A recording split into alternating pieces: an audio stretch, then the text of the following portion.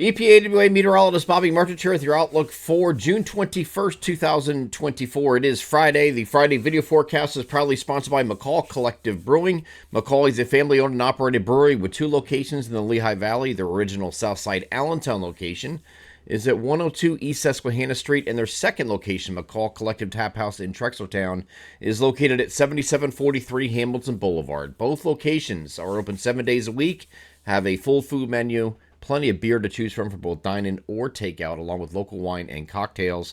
They have a special run of their popular Over the Hill Hazy IPA available in 4-packs to go, but they are only available for a limited time. So stop on by at either location to get yours before they run out. For details about that and all of their upcoming events, please visit their Facebook page, or to place online orders, visit their website, mccallcollectivebrewing.com. Proud sponsors of the Friday video forecast. So today we have, actually the next couple of days, today through Sunday is going to be the peak of this heat wave that we have endured for the past several days, and it's really going to get cranking here over the next couple of days. So we'll have temperatures solidly in the middle 90s, some places upper 90s in our southeastern areas. So the worst of the heat wave is upon us, and we're going to be dealing with that straight through Sunday. Okay, this was mainly centered over New England the last couple of days, and we have been in generally the lower 90s, but this is now moving southward, and that's going to give us the hotter temperatures. At the same time, the ridge is going to be shifting off to the south and west in this direction here, and because of that, we're going to be inviting across our northern areas the opportunity for some scattered thunderstorm activity on any of those next 3 days. I think today is going to be isolated to widely scattered. Storm Prediction Center does have a marginal risk indicated here by the darker green areas. I do think it's a little bit too expansive, though. I think it's going to be generally north of I-78. So this is pretty close. I mean, this area down here, I don't think it's going to get into it. I think it's going to be areas north of there, so it's pretty close. But areas north of I-78 is basically the areas we're looking at, from north central PA over to northeast PA, maybe far northern New Jersey. NAM high-res future simulated radar starting us off at 1 o'clock in the afternoon.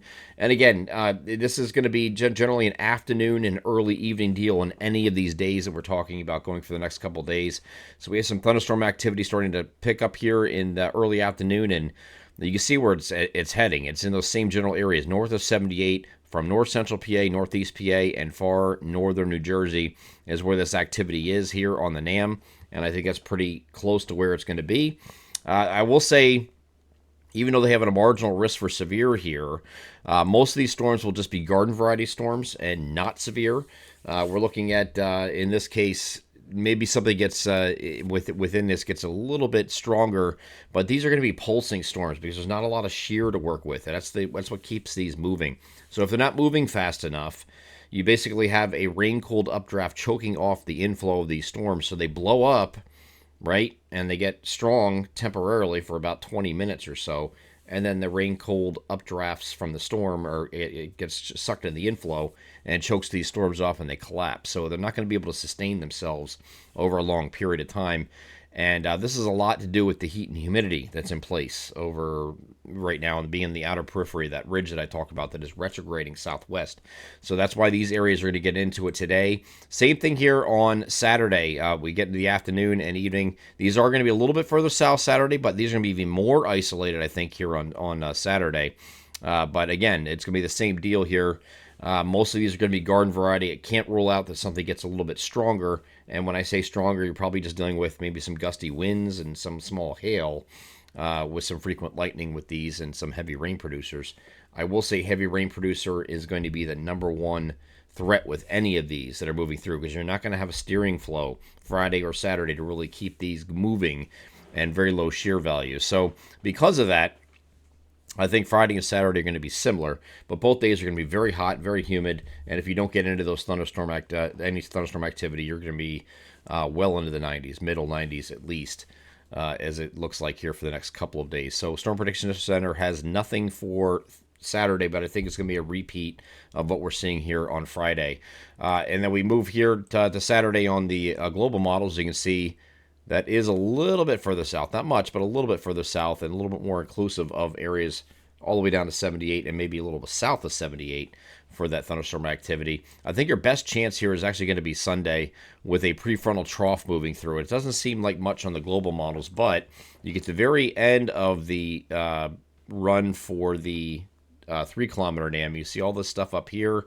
We take this a little bit forward from Sunday and get into the afternoon and evening, and you get a pretty solid line here. This makes a little bit more sense to have severe weather on Sunday because we have a defined lifting mechanism, which is in the form of a prefrontal trough. So there could be some scattered showers and thunderstorms, and I think Sunday might be a target day for something that might be a little bit more potent as this moves through and a little bit more organized instead of just randomly popping up wherever in certain areas that we're going to have on Friday and Saturday. So that's the deal with the thunderstorms this weekend. Cold front's going to move through overnight. And again, on Monday, there could be some leftover, maybe early activity here on Monday. This is Monday morning.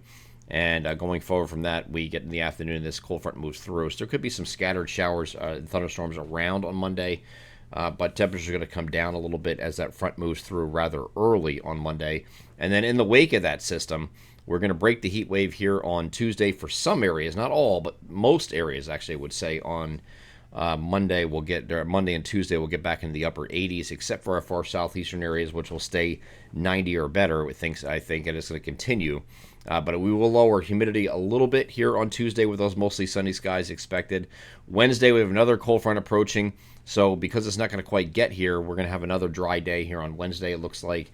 But temperatures getting back into the 90s just about everywhere for highs on Wednesday. And then this cold front will move through overnight, Wednesday night, and the first part of Thursday. Maybe an early shower on Thursday morning. But when that cold front moves through, we'll actually have cooler temperatures. Okay, we're going to get back in down in the lower to middle 80s for highs, it looks like here on Thursday. So, and lower humidity as winds turn to the northwest. So we will finally have an end to the current heat wave. But after that, I don't think it's going to stay, lower to middle 80s for long. It's going to be generally, mid to upper 80s to near 90. It looks like going straight through the first couple weeks of July. I'll have the long range out later this morning, which we'll discuss exactly how long this hot pattern lasts and do we see any reprieve on the horizon for the second half of July, because it does look like it's going to hang on for a little bit, just not quite as hot as it is over the next 3 days. These next 3 days are going to be oppressive heat and humidity, most likely going to be some excessive heat warnings issued as a result of it, especially over this weekend. I'm EPAWA meteorologist Bobby Martrich. That is your outlook for June 21st, 2024. Have a great Friday.